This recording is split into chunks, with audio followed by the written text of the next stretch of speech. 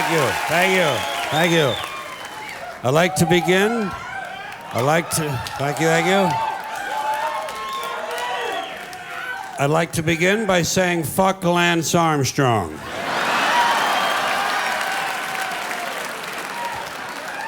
Fuck him and his balls and his bicycles and his steroids and his yellow shirts and the dumb empty expression on his face. I'm tired of that asshole.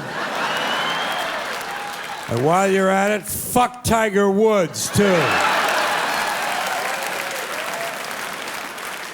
There's another jack-off I can do without. I'm tired of being told who to admire in this country. Aren't you sick of being told who your heroes ought to be? You know, being told who you ought to be looking up to. I'll choose my own heroes, thank you very much. And fuck Dr. Phil, too.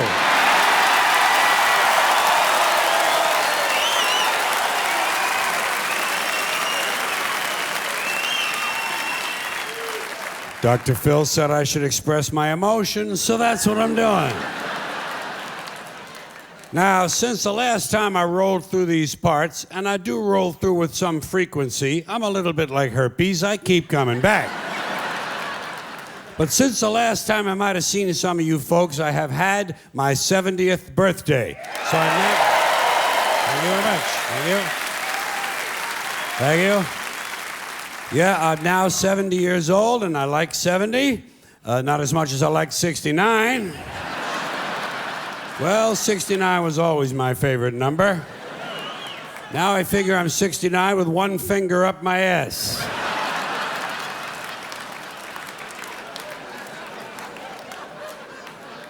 But now that I'm an old fuck, and that's what I consider myself to be, an old fuck. Old fuck is a very special term. It's not like old man. Old man is different. Old man isn't really a time in your life or a period of years. It's an attitude. Old man is a point of view. It's a way of looking at things. Some guys are old men when they're in their 20s. You've met guys like that. They're just wired like old men. Not me. Not an old man and not an old fart, because an old fart is kind of... What I am is an old fuck. It's kind of like a fat fuck. You know what I mean? Fat fuck, tall fuck, skinny fuck, short fuck. Old fuck. Who's the old fuck? That's Georgie. Georgie's the old fuck. In this respect, fuck is actually a synonym for the word fellow. But now that I'm an old fuck, I'm beginning to notice there's some advantages to putting on a few extra years. The first one is, you never have to carry anything heavy ever again. Everybody wants to help an old fuck. If you got a big suitcase or something like that, you know, you just kind of go like this a little bit. You say, yeah, could you help me with this? Say, yeah, hey, how far are you going? Indianapolis. He wants to help. Fuck him, put him to work. Take advantage of people. Another nice thing about getting old is you can leave any social event early just by saying you're tired. Works great with family members. Just turn to the person next to you and say, geez, I'm getting tired, you know? Oh, you tired? Come on, Grandpa's tired. Grandpa's going to bed. Someone else says, but it's 7:30 in the morning. There's always one asshole in the family. But the best thing about getting old is you're not responsible for remembering things anymore. Even important things. But it was your daughter's funeral. I forgot. You can even make believe you have Alzheimer's disease. That's a lot of fun. You look around the dining room table and you say, who are you people and where's my horse? Then you stare at your eldest son and say, Agnes, I haven't seen you since First Communion. Fucks them up. Fucks them up. They don't know how to handle it. Takes them a week to get over that shit. And they start listening to you a lot more carefully from then on. So don't be afraid to get old. It's a great time of life. You get to take advantage of people, and you're not responsible for anything. You can even shit in your pants. Oh, well, you know. Yeah. Hey, they expect it. I haven't tried that yet, but I don't rule it out. I'm keeping my options open. Everything is on the table. Perhaps that's not the figure of speech I wanted. So you know what I've been doing? Going through my address book and crossing out the dead people. You do that? That's a lot of fun, isn't it? Gives you a good feeling. Kind of gives you a feeling of power. A superiority to have outlasted another old friend. But you can't do it too soon, you know? You can't do it too soon. You can't come running home from the funeral and get the book out, you know, and be looking through the book. You can't do that. A little time has to pass. You have to let a little time go by. I have a rule of thumb, 6 weeks. If you're a friend of mine and you're in my book and you die, I leave you alone for an extra 6 weeks. 6 extra weeks in the book on the house, it's on me. But after that, hey, facts are facts. Fuck you, you're dead.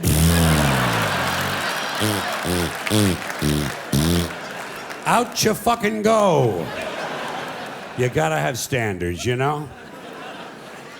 Now, these days, a lot of people don't keep analog address books anymore. They don't want to be writing that stuff out longhand. They're in the computer age, and they have an application in the computer called Outlook or Contacts or Address Book, something like that. So they keep all the information in the computer, and they sync it up with their phone every day or every other day. So now, instead of scratching out a name, you get to delete the fuck. And deleting someone is an even more powerful feeling than simply scratching out a name. You know how to delete someone. You select the name, highlight the person, and then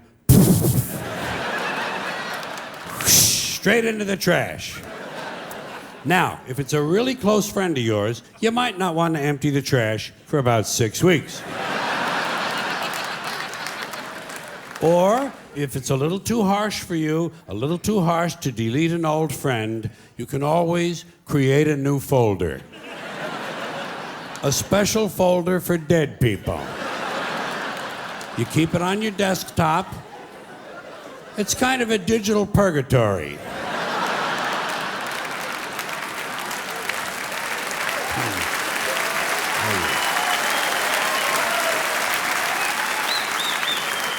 And the nice thing is, every now and then you can open it up and you can look inside.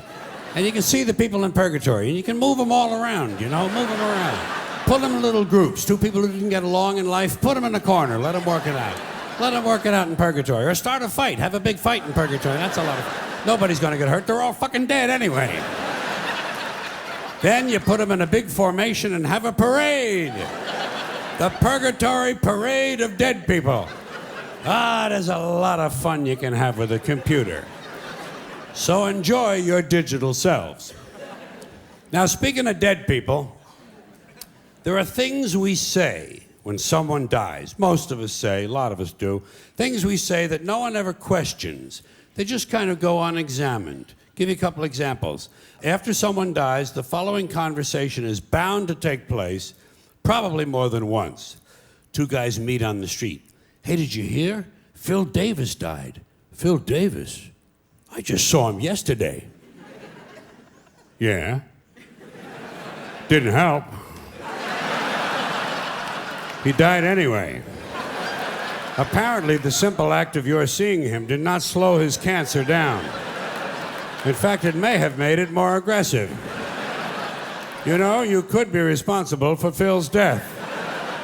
How do you live with yourself? Here's another thing we say. This is something that is usually said to the surviving spouse. Usually a woman, because of the way it works. Listen, if there's anything I can do, anything at all, please don't hesitate to ask. What are you going to do, a resurrection? This ain't the fucking New Testament, you know. You know what you tell a guy like that who wants to help? Oh, fine, why don't you come over next weekend, you can paint the garage. Bring your plunger, the upstairs toilet overflowed and there's shit all over the floor up there. You drive a tractor? Good, that'll come in handy. The North 40 needs a lot of attention. Bring your chainsaw and your pickaxe, we're gonna put your ass to work. He wants to help? Fuck him, call his bluff. Call his bluff. The nerve of these pricks. Here's another thing we say to the surviving spouse. I'm keeping him in my thoughts.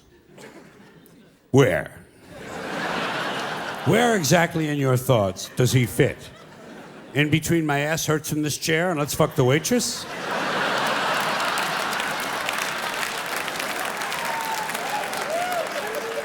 What are your priorities? We use a lot of euphemisms when we talk about death, you know? People say things like, you know, I lost my father. Ah, he'll turn up. You gotta stay optimistic with people like that. Give them reason to hope. Have you checked the dumpster out back? He used to like to take a nap in there. Keep it upbeat. Now, there's something else that is said after a death, but this one involves belief, which is where I begin to have big problems. This one happens after the funeral, after the burial, back at the house. Back at the house where the family and friends and the loved ones of the deceased are having some food and drink and they're enjoying some warm reminiscences of the person who passed away. Sooner or later, someone is bound to say the following, especially after a few drinks. You know, I think he's up there now, smiling down at us. And I think he's pleased.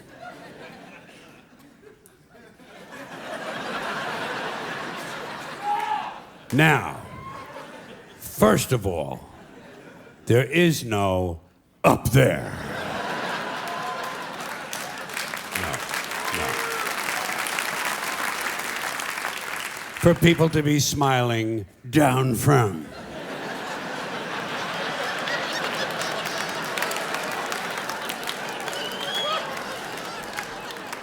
It's poetic, it's quaint, and I guess for superstitious people it provides a little comfort, but it doesn't exist.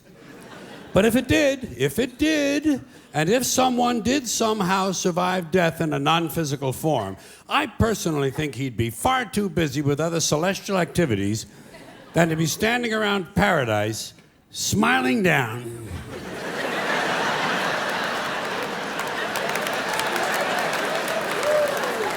On live people. What kind of a fucking eternity is that?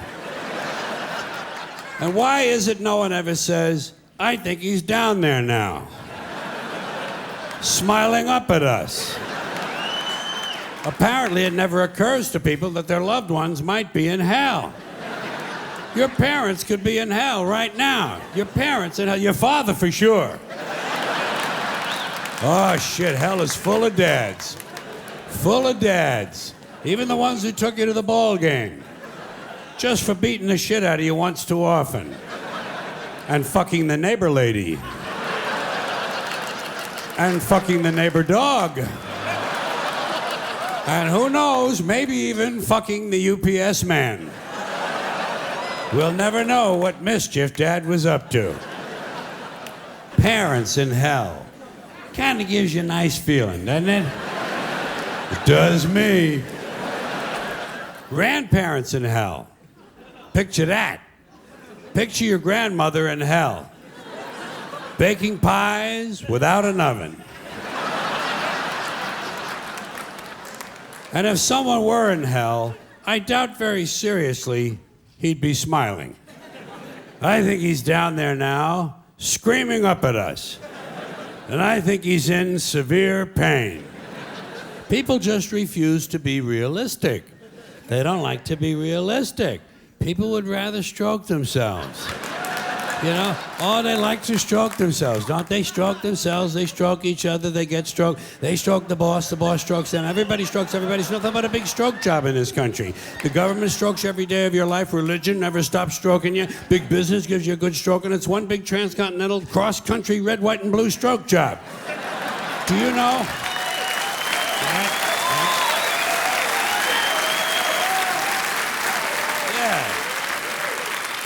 You know what the national emblem of this country ought to be? Forget that bald eagle. The national emblem of this country ought to be Uncle Sam standing naked at attention saluting, and seated on a chair next to him, the Statue of Liberty, jerking him off.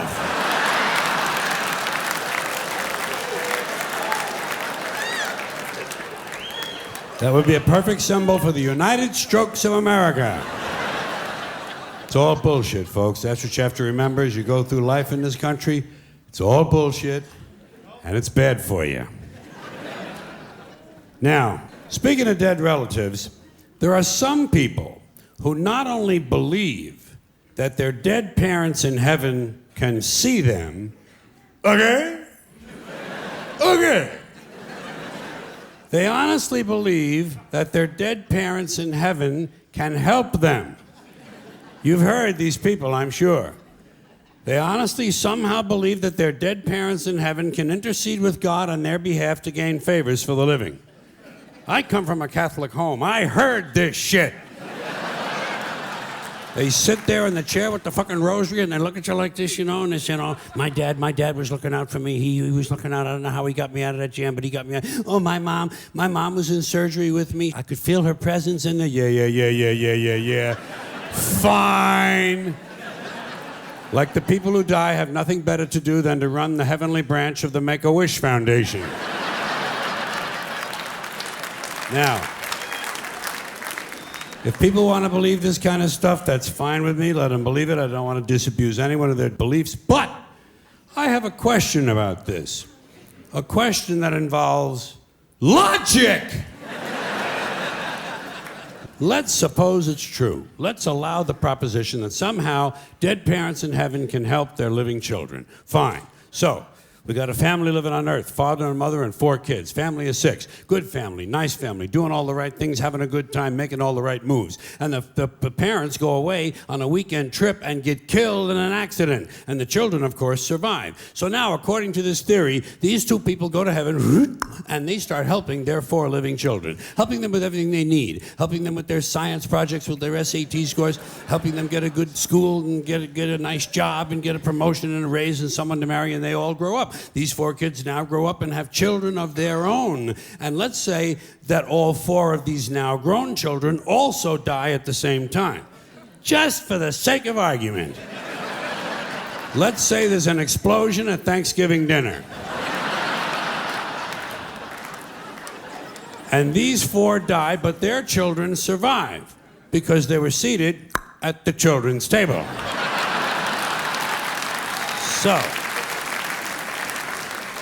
So now, according to the theory, these 4 go to heaven and they start helping their living children. But what happens to the original 2? What happens to the grandparents? Do they just go off duty now? What do they do? Is there a retirement program up there? Are there some activities for these people? Shuffleboard, pinball, online poker? There must be something they can do. Or do they have to remain on duty indefinitely? Do they have to keep on helping their living descendants forever and ever and ever? Is that what heaven's all about, helping the living? When do you get to just lie back on a cloud and take a fucking harp lesson? You know what I mean? Because people have been dying for a long, long time. There's been a lot of dead motherfuckers. Did you know that? Yes, you knew there's a lot of dead motherfuckers. We've had 100 billion people live on this earth. That's what the experts say. 100 billion people have lived here. So let's say half of them died and went to heaven. That's 50 billion people up there. That's a pretty crowded place. It must get pretty busy and pretty hectic up there. And God must get pretty pissed off with all these favors. Yeah, I know. Spelling test Tuesday. Get the fuck out of here, would you please? Get the fuck out of here.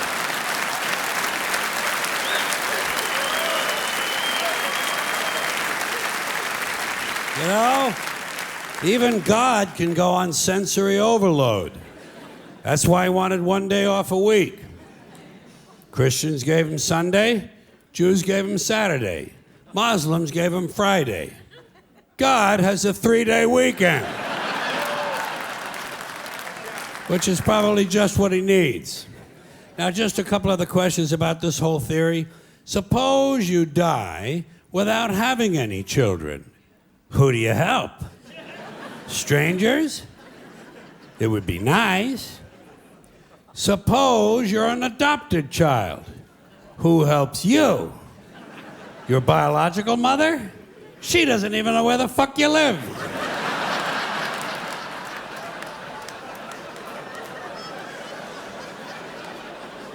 Suppose you kill your parents.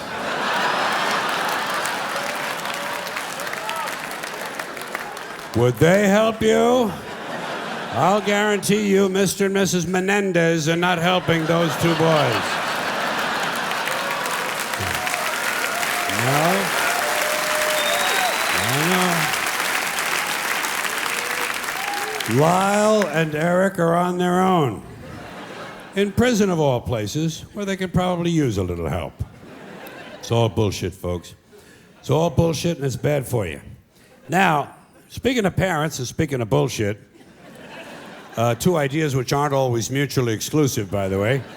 I'd like to mention a special kind of bullshit that has taken hold in this country in the last 30 to 40 years. It's a form of bullshit that really only can be called child worship.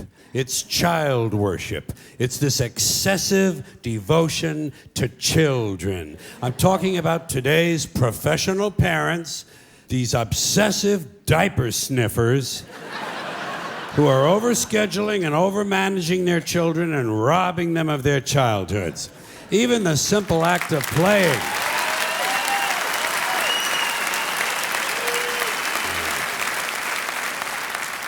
Even the simple act of playing has been taken away from children and put on mommy's schedule in the form of play dates. Something that should be spontaneous and free is now being rigidly planned. When does a kid ever get to sit in the yard with a stick anymore? You know, just sit there with a fucking stick. Do today's kids even know what a stick is? You know? You sit in the yard with a fucking stick and you dig a fucking hole. You know? Yeah. And you look at the hole, and you look at the stick, and you have a little fun. But kids don't have sticks anymore. I don't think there are any sticks left.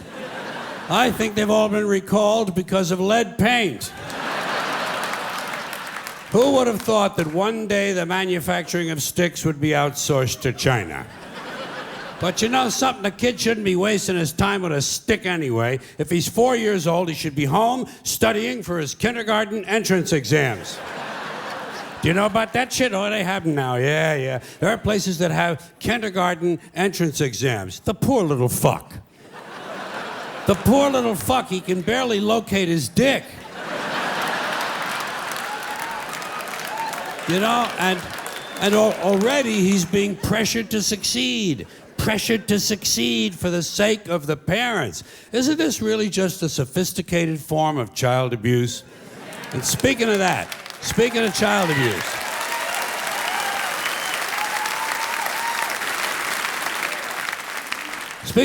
abuse, next stop, grade school. Grade school, where he won't be allowed to play tag because it encourages victimization. And he won't be allowed to play dodgeball because it's exclusionary. And it promotes aggression. Standing around is still okay.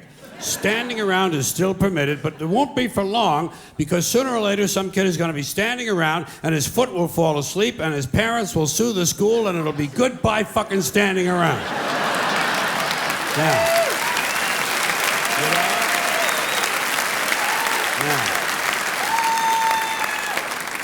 Now, fortunately, all is not lost. All is not lost because at least we know that when he does get to play whatever games he is allowed to play, the child will never lose. We know he'll never lose because in today's America, no child ever loses. There are no losers anymore. Everyone's a winner. No matter what the game or sport or competition, everybody wins. Everybody wins, everybody gets a trophy. No one is a loser. No child these days ever gets to hear those all-important character-building words, "You lost, Bobby. You lost. You're a loser, Bobby." They miss out on that. You know what they tell a kid who lost these days? You were the last winner. A lot of these kids never get to hear the truth about themselves until they're in their 20s. When their boss calls them in and says, "Bobby, clean the shit out of your desk and get the fuck out of here, you're a loser. Get the fuck out of here." You know?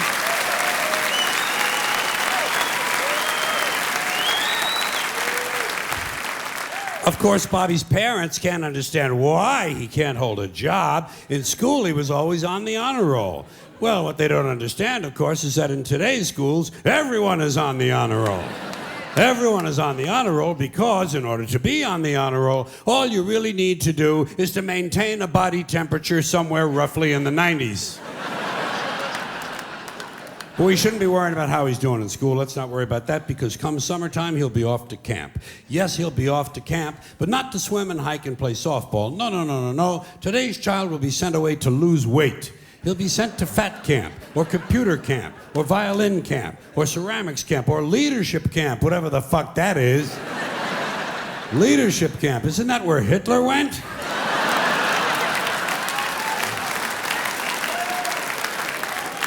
Specialized, structured summer camps. Gotta keep the little fucker busy, you know? Gotta keep the little fucker busy. Wouldn't want him to sneak in a little unstructured time in the woods. That wouldn't be any good. God knows he might start jacking off. Now, all of this stupid bullshit that children have been so crippled by has grown out of something called the self-esteem movement. The self-esteem movement began in 1970, and I'm happy to say it has been a complete failure. Because studies have repeatedly shown that having high self-esteem does not improve grades, does not improve career achievement, it does not even lower the use of alcohol, and most certainly does not reduce the incidence of violence of any sort. Because as it turns out, extremely aggressive, violent people think very highly of themselves. Imagine that. Sociopaths have high self-esteem. Who would have thunk, huh? I love when this kind of thing happens. I love when these politically correct ideas crash and burn and wind up in the shithouse. Here's another one that bit the dust. This practice of playing Mozart during pregnancy so the fetus can hear it. It was supposed to increase intelligence. Didn't work. All it did was sell a lot of CDs and piss off a whole lot of fetuses. The self-esteem movement revolved around a single notion, the single idea that every child is special. Boy, they said it over and over and over, as if to convince themselves. Every child is special. And I kept saying, fuck you. Every child is clearly not special. Did you ever look at one of them? Did you ever take a good close look at one of these fucking kids? They're goofy. They're fucking goofy looking. They're too small. They're way too fucking small. They're malapportioned. Their heads don't fit their bodies. Their arms are too weird and everything. They can't walk across the room in a straight line. And when they talk like I got a mouthful of shit. They're incomplete. Unfinished work. I never give credit for incomplete work. Now, P.T. Barnum might think they're special, but not me. I have standards. But let's say it's true. Let's grant this. I'm in a generous mood. Let's grant this proposition. Let's say it's true, as somehow every child is special. What about every adult? Isn't every adult special too? And if not, then at what age do you go from being special to being not so special? And if every adult is special, then that means we're all special, and the whole ideal is all its fucking meaning. Here's another platitude they jam down your throat. Children are our future. Children are not our future, and I can prove it with my usual flawless logic.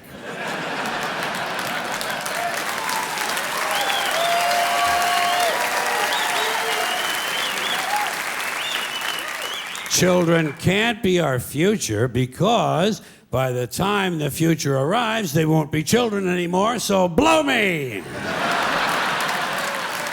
Yes. As you may have noticed, I always like to present a carefully reasoned argument. Raising a child is not difficult. They try to make it into this mysterious, difficult task. Nothing to it. Easiest thing in the world to raise a kid if you follow the steps. First step, you take the kid and you put him out on the street corner. And you leave him there. You come back a week later. If the kid is still there, you got yourself a stupid fucking kid.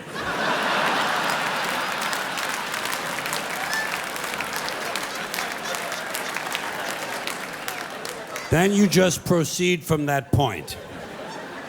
It's all bullshit, folks. It's all bullshit, and it's bad for you. Now, you wouldn't know it from some of the things I've said over the years, but I like people. I do. I like people, but I like them in short bursts. I don't like people for extended periods of time. I'm all right with them for a little while, but once you get up past around minute and a half, I gotta get the fuck out of there. And my reason is for one that you may share, possibly. I have a very low tolerance level for other people's stupid bullshit, okay? Stupid bullshit. Stupid bullshit. And everyone wants to tell you their stupid bullshit. And some of them don't know when to stop talking. Those are the dangerous ones, the ones that don't know when the conversation is over. They just go on and on and on and on and on. Verbal diarrhea running at the mouth. And dumb shit, stupid shit, trivial shit, shit you're not even remotely interested in. Did I tell you about my mom and dad? I tell you about my mom and dad. My mom and dad were down on vacation. This is about 6 years ago, I think. Down to Mammoth Cave, Kentucky. I think it was 6. Seemed like 6. Could have been 7. Somewhere in there. 6, 7, in that area. More than 6, less than 7. Let's call it 6.5. So about 6.5 years ago, my mom and dad went on vacation down to Mammoth Cave, Kentucky. You know, now that I think of it, it seems more like 8 years ago. I think about 8 would be about the time of Y2K, wouldn't it? Remember that? Remember Y2K when nothing ever happened? What was that all about? All of a big fuss and nothing ever happened. Anyway, so about 8 years. It was 8 or 5, one of those. And my dad found a big rock, what he thought was a big rock, and turns out it was a 27-pound dinosaur turd. A petrified dinosaur turd, and he gave it to my mom. He said, "Here, Mom, put this. This is a dinosaur turd. Put this in your purse." And she said, "Dad, I don't think this is a dinosaur turd. This thing is still warm. Whoever dropped this thing is still walking around in here, and we better get the fuck out of this cave."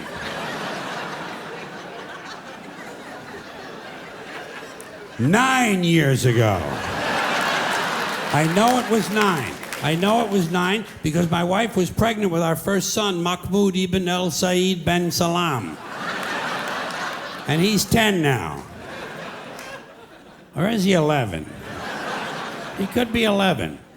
He's either 11 or 5. And while all this is going on, you're searching through your mind for something graceful and diplomatic you can say to bring the conversation to a close. And all I can ever come up with is, shut the fuck up! Shut the fuck up! Shut the fuck up! Shut the fuck up!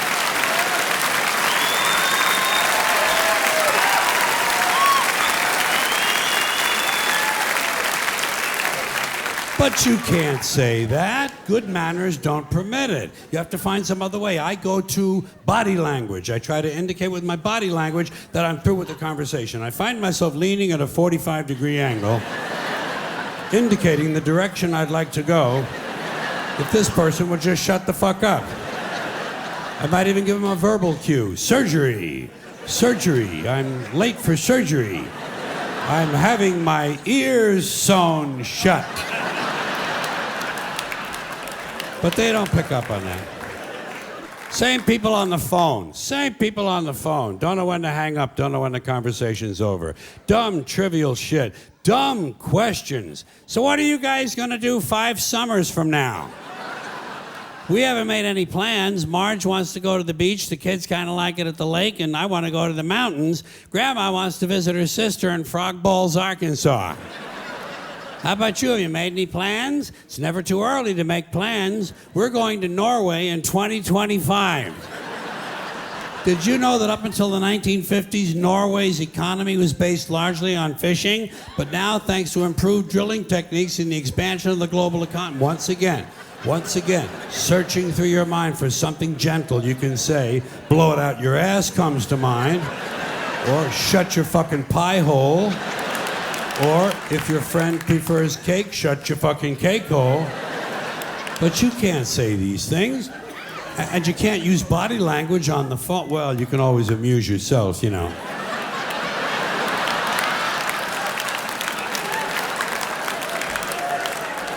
Or if it's your mother, you show your mother respect, you put her on speakerphone.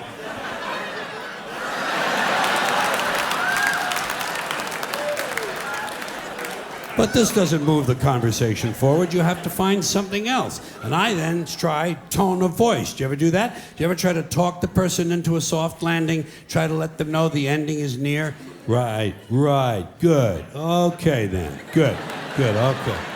Good, all right then, good, okay, good. Yep, okay, good. Ah, fuck, there he goes again. Like that. You remember my neighbor with the burns on 90% of her body?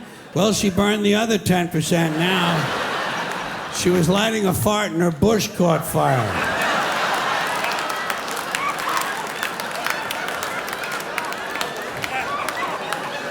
Listen, Reverend. I hate to be rude. I really hate to be rude, but I just took a 3.5-hour shit. And I'm bleeding from the asshole. Well, I don't have any mercurochrome. All right, I'll put a Snoopy Band-Aid on it. Yes, you do that. Say a prayer for my asshole. Thank you very much. You have to resort to these tactics because many people do not understand what a phone call is. A phone call ideally should be the brief exchange of a few vital pieces of information. This is a phone call. Hey, Steve, what time's the circle jerk start tonight? 10 o'clock. Okay, listen, I'm gonna be a little late. You'll have to start without me. Oh, don't worry, I'll catch up. I'm watching a horny movie and I'm eating a whole bunch of oysters. Oh, it's science fiction. It's called Tarzan Fucks a Zebra. Well, Russell Crowe. Well, yeah, it's kind of a fantasy. Right now, Renee Zellweger is blowing a unicorn. That's a phone call. It should not be a 2.5-hour harangue of your third cousin describing her mailman's liposuction. God, people are fucking boring. People are just fucking boring. You know what would be great for a guy like me? Just to be in a coma. Wouldn't that be great? Boy, you know, you just crap out, nothing to do all day. You breathe through a fucking tube, they feed you through a tube, and nothing to do. That's really living, you know what I mean? No phone calls coming in, nobody dropping by unexpectedly. And if they do drop by, you're completely unaware of it. Because you're in a fucking coma, and you're practically clinically dead. And you don't have to listen to their stupid bullshit. Their stupid bullshit. Like about their new ride-around lawnmower with the two-tone horn and the GPS in case they get lost on the lawn. And their boss and their job and their car and their kids. Jesus fucking Christ. Their kids. Folks, nothing worse than to be stuck somewhere with some married asshole and have to listen to him tell you about his fucking kids. Let me tell you something, folks. Nobody cares about your children, okay? No. You don't care. You don't care.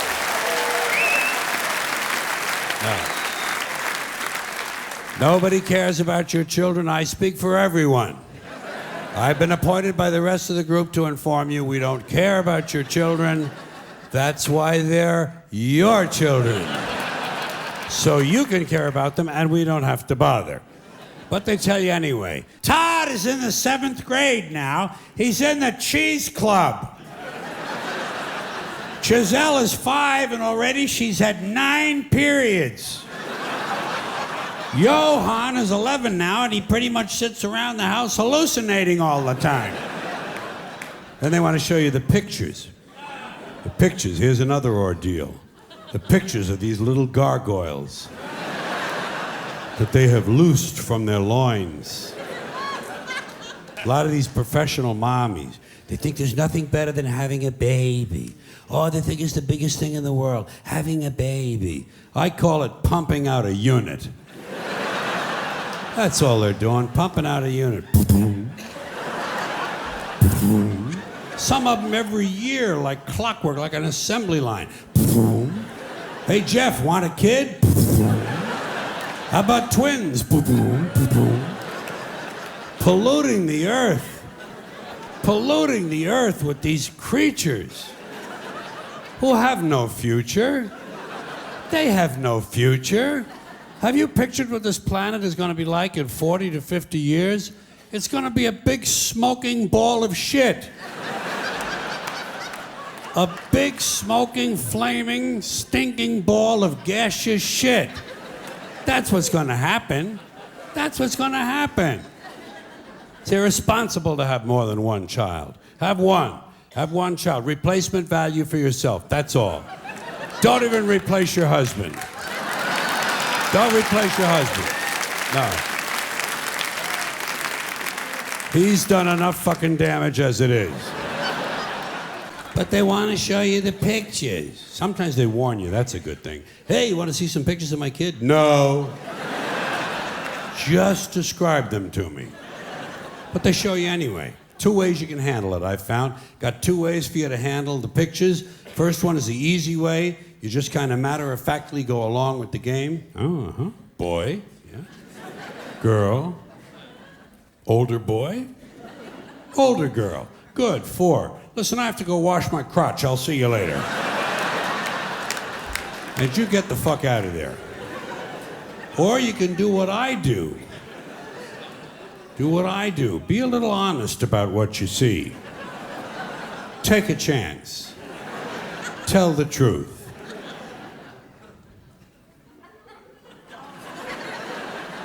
Look at the fucking head on that kid. Jesus, fucking head is huge. Where do you get a fucking head like that? Jesus, have you put him on YouTube yet? Boy, you did a lot of hits with a head like that. Well, put him on eBay. You might make a little money, you know?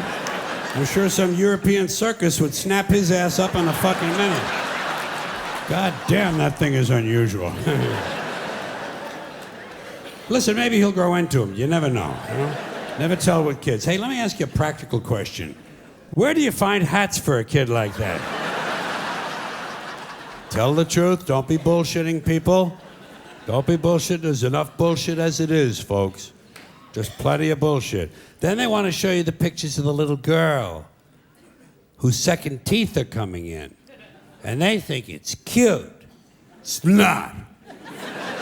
It's fucking horrifying. Do you ever look at the teeth on somebody's kids? Do you ever take a good close look in the mouth? You ever look in there, see what's going on? Sometimes several rows of fucking teeth coming in. Coming in at all funny angles. There's one under the tongue. That's an unusual place for a tooth. A sublingual tooth. My God, look at that. Once again, tell the truth. You better start saving your money right now, pal. It's gonna cost you a fucking fortune to fix that. You are gonna need an international team of orthodontists around the clock just to make it dead. You might want to call FEMA. That looks like a real fucking problem to me. Look at it. Yeah, you have the number of the National Guard. Give them a ring. That's good. Listen, why don't you just have them all pulled and let her start over again, you know? Or take a picture of her with her mouth closed. That would save you a lot of heartache in the long run. Listen, you're not Catholic by any chance, are you? Well, the reason I ask you is you might want to take her to Lourdes and pray for a miracle over there. Tell the truth. Don't be bullshitting people. Like I say, there's enough bullshit as it is. In fact, there's just enough. Did you know that? There's just enough bullshit in this country to hold things together. Bullshit is the glue that binds us as a nation. Where would we be without our safe, familiar American bullshit? Land of the free, home of the brave, the American dream. All men are equal, justice is blind, the press is free, business is honest, the good guys win, your vote counts, the police are on your side, God is watching you. Your standard of living will always improve. And everything is gonna be just fine. The official national bullshit story. I call it the American okey doke.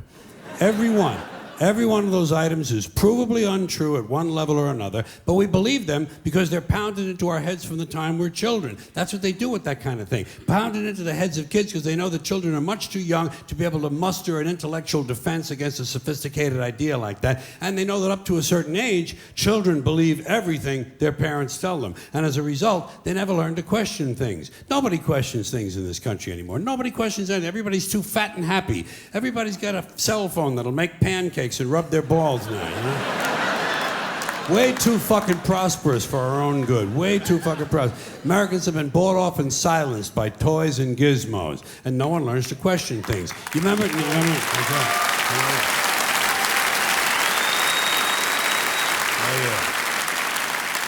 Like I say, no one questions things. You remember Barbara Bush? I call her the silver douchebag. You remember her? Okay. Barbara Bush. She is the mother of Governor George Bush. I call him Governor Bush because that's the only elected office he ever held legally in our country, okay? George Bush, Governor Bush. Yeah.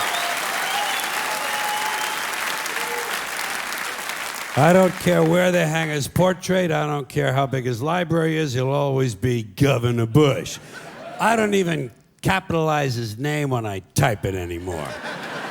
So she's the mother of Governor George Bush. She's also the wife of his father, George H.W. Bush, who did become president in the normal, legal, traditional manner. And when he did, she came along for the ride as First Lady. And that's been the tradition up till now. A man has been elected, and the woman has come along for the ride as the First Lady. And usually, as in American life in general, the woman is condescended to, patronized, given something to do to keep her busy. A lot of times they give her a charity or a cause, something she can champion. Betty Ford was told to drink. Remember that? Yeah, remember that? That's right. Betty Ford was told, you drink, Betty. Betty, you drink and get really fucked up, okay? Just get totally fallen down, fucked up, drunk, shit-faced, and blow your liver out. Blow your fucking liver out, honey. Then we'll hose you down and we'll put you in a place and get you well there and put your name on the place and Liza Minnelli can get well and everything's gonna be okay. All right? So, that was her assignment. That was her assignment. Barbara Bush's assignment was getting children to read. Remember that? Getting children to read. They figured she had had so much success with George.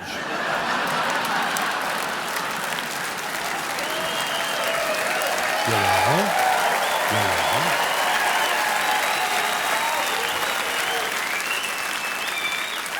That she would be a natural to get children to read, which misses the point completely. Not important to get children to read. Children who want to read are going to read. Kids who want to learn to read are going to learn to read. Much more important to teach children to question what they read. Children should be taught to question everything, to question everything they read, everything they hear. Children should be taught to question authority. Parents never teach their children to question authority because parents are authority figures themselves and they don't want to undermine their own bullshit inside the household. So they stroke the kid and the kid strokes them and they all stroke each other and they all grow up all fucked up and they come to shows like this.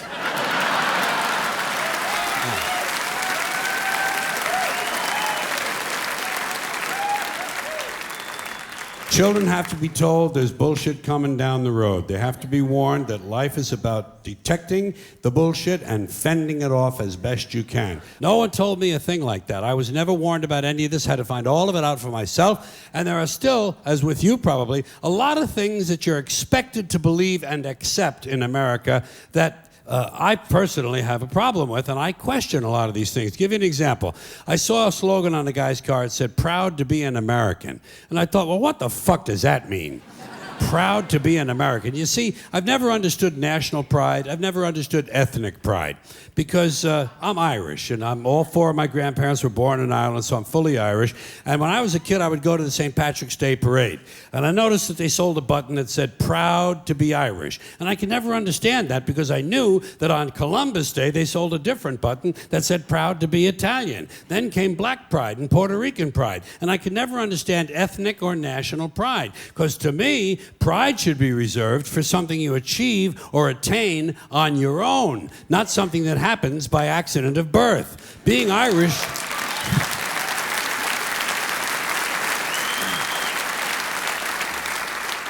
Being Irish isn't a skill.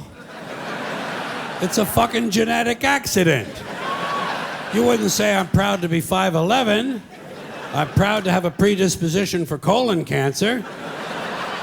So why the fuck would you be proud to be Irish or proud to be Italian or American or anything? If you're happy with it, that's fine. Do that. Put that on your car. Happy to be an American. Be happy. Don't be proud. Too much pride as it is. Pride goeth before a fall. Never forget Proverbs, okay? Now, here's another slogan. Here's another slogan you run into all the time. God bless America. Once again, respectfully, I say to myself, what the fuck does that mean? God bless America? Is that a request? Is that a demand? Is that a suggestion? Politicians say it at the end of every speech, as if it were some sort of verbal tic that they can't get rid of. God bless you and God bless America. God bless you and God bless America. I guess they figure if they leave it out, someone's going to think they're bad Americans. Let me tell you a little secret about God, folks. God does not give a flying fuck about America, okay? He doesn't care. He never cared about this country. He never has, he never will. He doesn't care about this country any more than he cares about Mongolia, Transylvania, Pittsburgh, the Suez Canal, or the North Pole. He simply doesn't care, okay? He doesn't care. Listen, hey, there are 200 countries in the world now. Do these people honestly think that God is sitting around picking out his favorites? Why would he do that? Why would God have a favorite country? And why would it be America out of all the countries? Because we have the most money? Because he likes our national anthem? Maybe it's because he heard we have 18 delicious flavors of classic rice-a-roni. It's delusional thinking. It's delusional thinking, and Americans are not alone with these sort of delusions.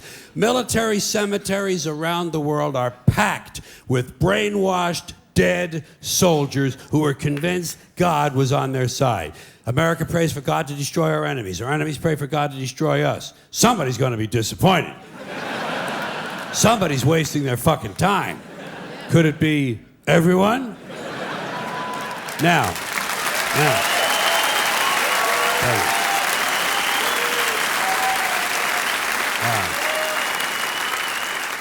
If people want to say God bless America, that's their business, I don't care. But here's what I don't understand. If they say God bless America, presumably they believe in God. And if they do, they must have heard God loved everyone. That's what he said. He loved everyone and he loved them equally. So why would these people ask God to do something that went against his own teachings? You know what these God bless America people ought to do? They ought to check with that Jesus fellow they're so crazy about. They're always talking about what would Jesus do? What would Jesus do? They don't want to know so they can do it. They just want to know so they can tell other people to do it. Well, I'll tell you what Jesus would have done. I'll tell you what Jesus would have done. He would have got up on the top of the Empire State Building and said, God bless everyone around the world forever and ever till the end of time. That's what Jesus would have done, and that's what these people should do, or else they should admit that God bless America is really just some sort of an empty slogan with no real meaning except for something vague like good luck. Good luck, America, you're on your own, which is a little bit closer to the truth. Here's a civic custom that I don't understand. Maybe you can help me. Taking off your hat when a flag passes by, or when some jackoff at the ballpark starts singing the national anthem. They tell you to take off your hat. What the fuck does a hat have to do with being patriotic? What possible relationship exists between the uncovered head and a feeling that ought to live in your heart? Suppose you have a red, white, and blue hat. Suppose you have a hat made out of a flag. Why would you take it off to honor the flag? Wouldn't you leave it on and point it toward the flag?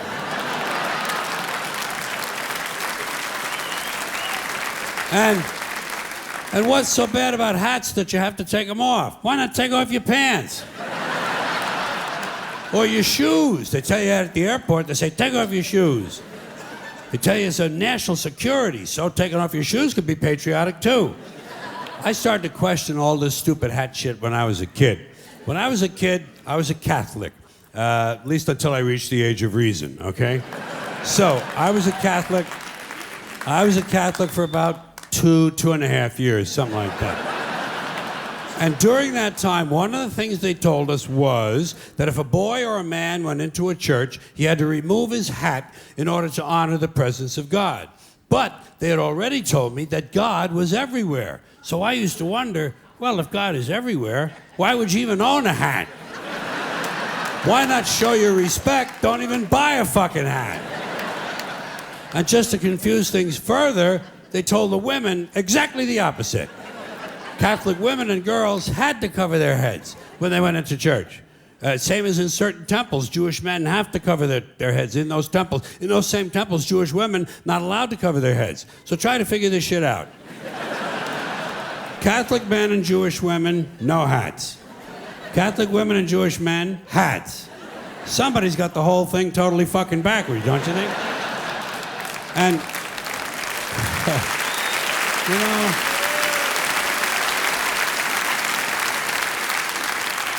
And what is this religious fascination with headgear? Every religion's got a different fucking hat.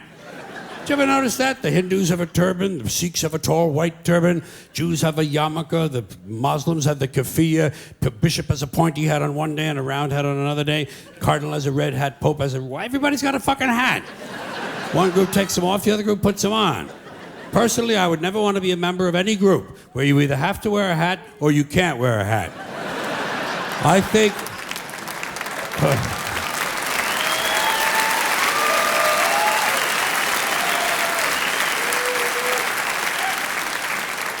I think all religions should have one rule and one rule only: hats optional.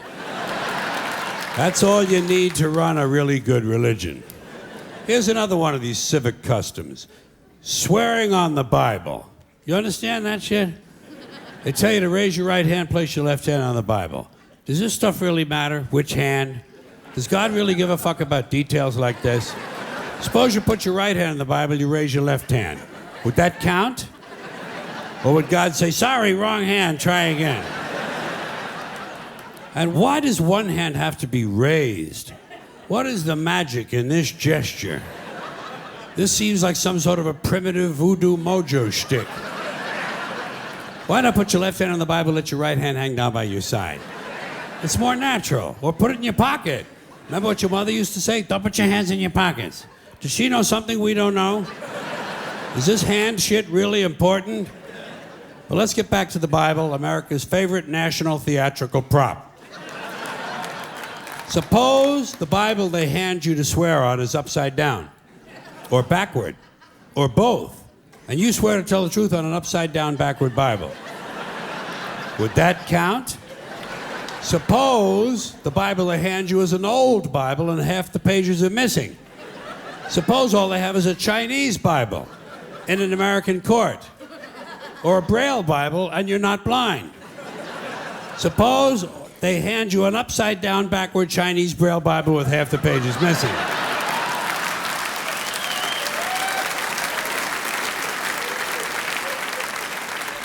At what point does all of this stuff just break down and become just a lot of stupid shit that somebody made up?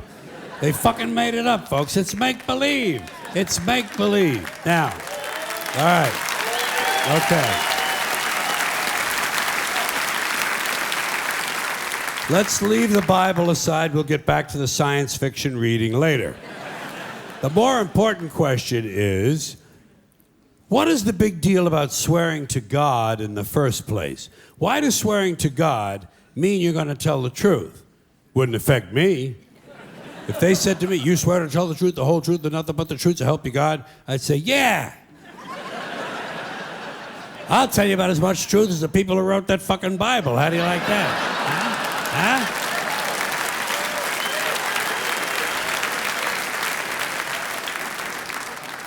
Swearing on the Bible doesn't mean anything. It's kid. Swearing to God is kid stuff. Did you ever, remember when you were a kid? If you told another kid something he didn't quite believe, he'd say, "You swear to God?" I would always say, "Yeah, I swear to God," even if I was lying. Why not? What's going to happen if I lie? Nothing. Nothing happens if you lie, unless you get caught, and that's a whole different story. Sometimes a kid would think he was being slick with me, and he'd say, "You swear on your mother's grave?" I'd say, "Yeah. Why not? First of all, my mother was alive. She didn't even have a grave. Second of all, even if she was dead, what's she gonna do? Rise from the grave and come and haunt me? Come and haunt me? All because I told a lie to an 8-year-old? Get fucking real, will you?"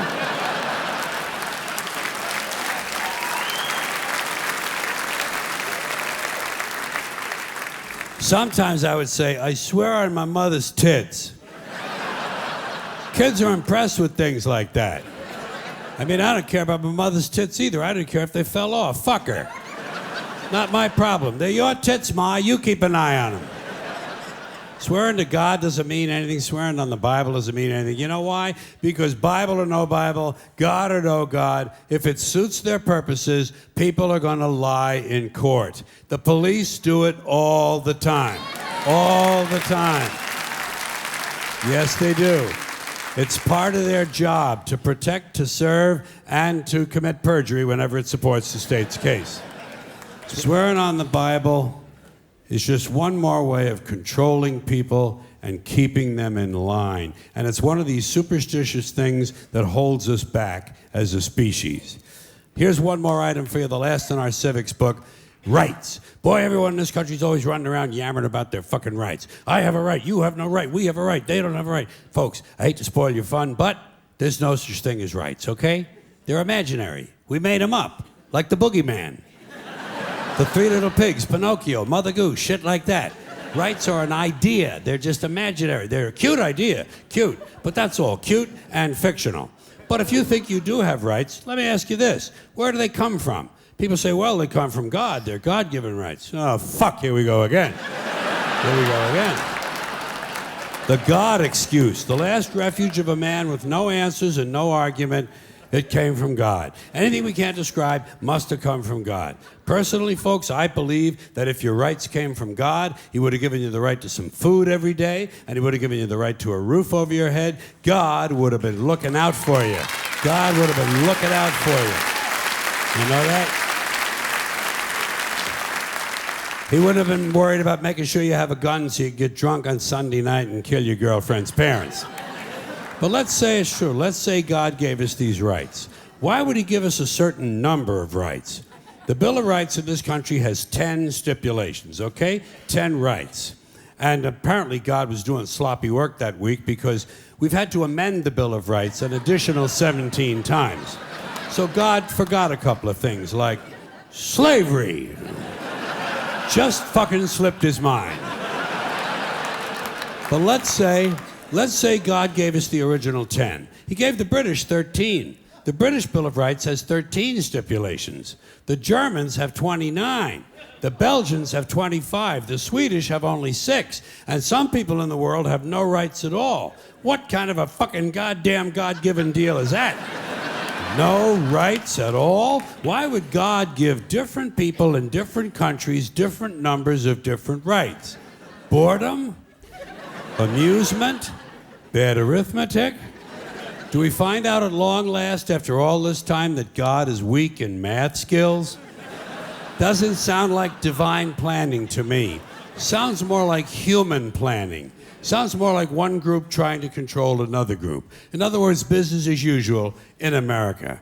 Now, if you think you do have rights, one last assignment for you. Next time you're at the computer, get on the internet, go to Wikipedia. When you get to Wikipedia, in the search field for Wikipedia, I want you to type in Japanese Americans 1942, and you'll find out all about your precious fucking rights, okay? All right. You know about it. You know about it. Yeah. In 1942, there were 110,000 Japanese American citizens in good standing, law-abiding people who were thrown into internment camps simply because their parents were born in the wrong country. That's all they did wrong. They had no right to a lawyer, no right to a fair trial, no right to a jury of their peers, no right to due process of any kind. The only right they had, right this way, into the internment camps. Just when these American citizens needed their rights the most, their government took them away. And rights aren't rights if someone can take them away. They're privileges. That's all we've ever had in this country is a bill of temporary privileges. And if you read the news even badly, you know that every year the list gets shorter and shorter and shorter. You see how sooner or later?